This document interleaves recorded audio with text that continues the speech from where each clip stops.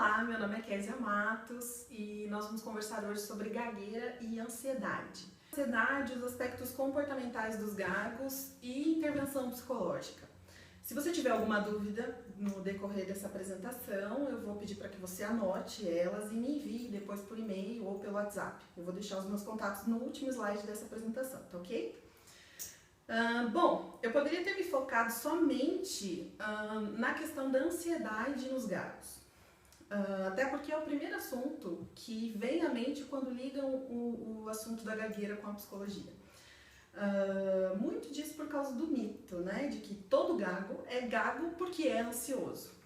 No entanto, eu resolvi seguir um caminho um pouquinho diferente e eu procurei uma contribuição da psicologia em forma de tratamento terapêutico para que a gagueira seja enfrentada e os seus portadores tenham a oportunidade de lidar com a situação não só de forma fisiológica, com um tratamento fonoaudiólogo, por exemplo, mas também com um autoconhecimento, compartilhamento de experiências, de dificuldades, além do aprendizado de técnicas comportamentais para lidar com a gagueira.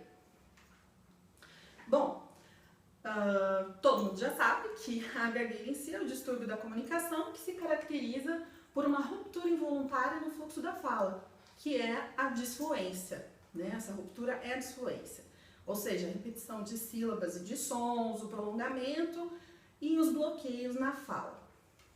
A gagueira apresenta alguns aspectos principais no comportamento de gagos, né? E esses aspectos eu vou começar falando sobre os aspectos motores, como por exemplo, o piscar de olhos, a projeção da língua, as alterações na velocidade e na intensidade da fala e o comportamento de fala anormal, que são as repetições e os prolongamentos de sons e sílabas, que são, esses assuntos são tratados pela fonoaudiologia. Há também os aspectos comportamentais e emocionais, que diferem, lógico, até na aparência, né, da sua apresentação, no cotidiano da vida do gago. Bom, começa com um comportamento de tensão, que pode ser a tensão muscular ou a tensão emocional, né? Também o esforço e as tentativas de disfarçar ou de esconder as interrupções da fluência e a perturbação emocional, que se reflete basicamente em reações fisiológicas de estresse e nas atitudes negativas e ajustes no estilo de vida, né? Ou seja, a pessoa passa a evitar estar em lugares onde ela precise falar com as pessoas, etc. Ainda há alguns aspectos ligados a variáveis emocionais, que podem atuar como facilitadores da fluência ou podem influenciar no agravamento dos sintomas apresentados pelo gago. Emerick diz que a ansiedade, frustração, a vergonha e outras emoções negativas tomam conta da pessoa quando ela tenta falar e percebe que está bloqueada. Muitos desses episódios de bloqueio já acontecem na infância. Portanto, há uma repetição de fracassos e esses fracassos no ato de falar fazem com que o gago acredite que se comunicar é algo muito difícil para ele, né? E o levam a pensar que é imperfeito, que é inferior em relação às outras pessoas, gerando aí pensamentos negativos que também acabam gerando uma autoimagem muito negativa e influenciam a vida, os projetos, os sonhos do portador dessa disfunção. Eu vou entrar agora num tópico que vai apresentar alguns itens que serão analisados a fundo por qualquer psicólogo de qualquer abordagem psicológica para que haja efetividade e eficácia em qualquer proposta de projeto terapêutico. Sem análise desses tópicos, é impossível propor uma intervenção psicológica.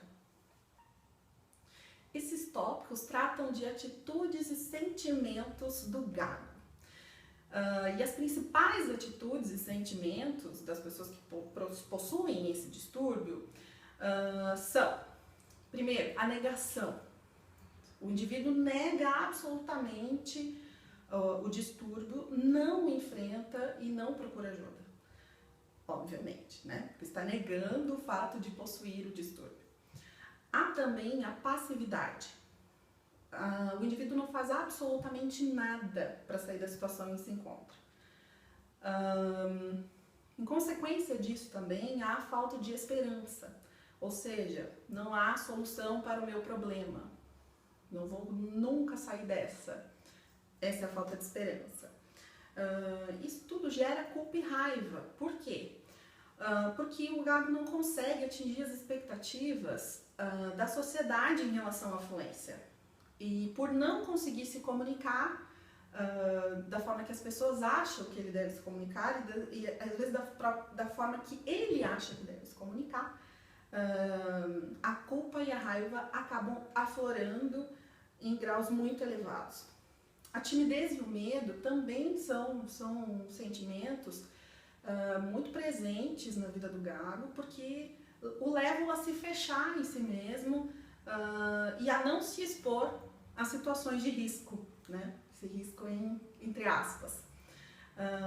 Um outro sentimento presente também é a vergonha, que acaba também isolando no seu próprio mundinho.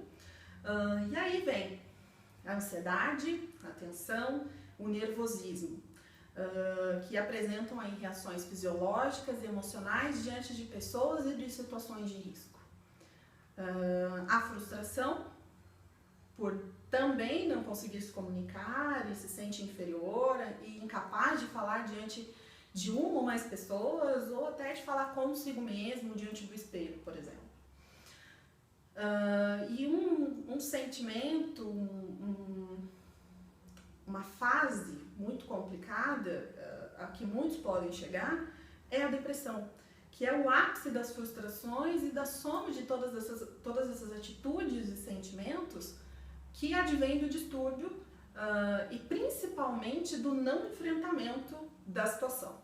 Atitudes e sentimentos geram prejuízos sociais e comportamentais, como por exemplo, os relacionamentos amorosos, afetivos com os parceiros podem ser prejudicados, porque frequentemente as pessoas percebem a fala como um obstáculo para o desenvolvimento das relações sociais. As relações familiares e acadêmicas também podem ser afetadas por essa mesma percepção de obstáculo. A fadiga física e emocional também é um grande prejuízo e deve ser observada com muita atenção, porque há um constante monitoramento da fala e do esforço no controle da gagueira. E isso pode contribuir para prejuízos na qualidade de vida do indivíduo. Há ainda reações adversas emocionais nas situações de comunicação rotineiras, coisas simples como pedir uma informação, comprar um remédio na farmácia, conversar com um caixa no supermercado. Isso pode gerar alguns prejuízos físicos, psicológicos, sociais, vocacionais e até profissionais. Na nossa sociedade, existe uma peculiaridade que é inerente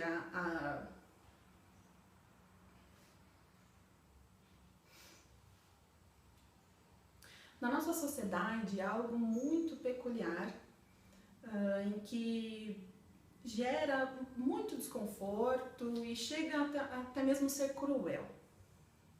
É um estereótipo imposto aos gagos, e não somente aos gagos, mas a outros portadores de outros distúrbios e afins.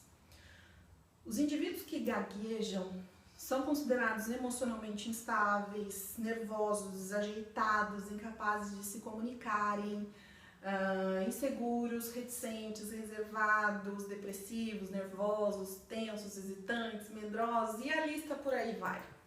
Não é um estereótipo exclusivo de gagos. Essa lista pode ser aplicada para outros distúrbios, para outras situações de pessoas que enfrentam problemas que as pessoas considerem anormais. No entanto, a habilidade comunicativa não é igualmente valorizada em todas as sociedades. Não sei se você sabe, mas os aborígenes, por exemplo, não apresentam disfunção na fala, porque eles não dão valor a esse aspecto da existência humana como a nossa sociedade dá. A nossa sociedade é totalmente competitiva e considera a habilidade verbal extremamente importante e recompensa as pessoas que possuem essa fluência, essa habilidade. A sociedade chegou a mitar, como dizem por aí, o pensamento de que o desejável é não gaguejar. Só que essa mesma sociedade não se deu conta de que esse comportamento, de que esse pensamento gera culpa no gago, gera prejuízo no gago, porque ele não consegue falar como a sociedade deseja que ele fale, né? De acordo com o que ela espera. E esse comportamento social acaba não ajudando em absolutamente nada, né? Ao contrário, só atrapalha a vida emocional e a vida social do portador do distúrbio. No meu ponto de vista, a sociedade tem sido incapaz, em diversas das suas instâncias, de notar que só quem foi privado da comunicação considerada normal é que percebe o quanto ela é crucial e extremamente importante para a existência numa sociedade competitiva, né? Quem não passou por uma situação de privação de comunicação não faz nem ideia do quanto isso é importante. Há algumas pesquisas já há algum tempo que procuravam provar que existia diferenças de personalidade entre gagos e não gagos. No entanto, descobriu-se que não há diferença entre gagos e não gagos em relação à personalidade, né? Portanto, você, gago, eu não gaga, somos completamente iguais. A sociedade não poderia estereotipar ninguém como estereotipa diante de uma situação científica que prova que não há diferenças. Não sei se é do conhecimento de todos, mas dentro da psicologia existem várias abordagens psicológicas que propõem tratamentos individuais e em grupo.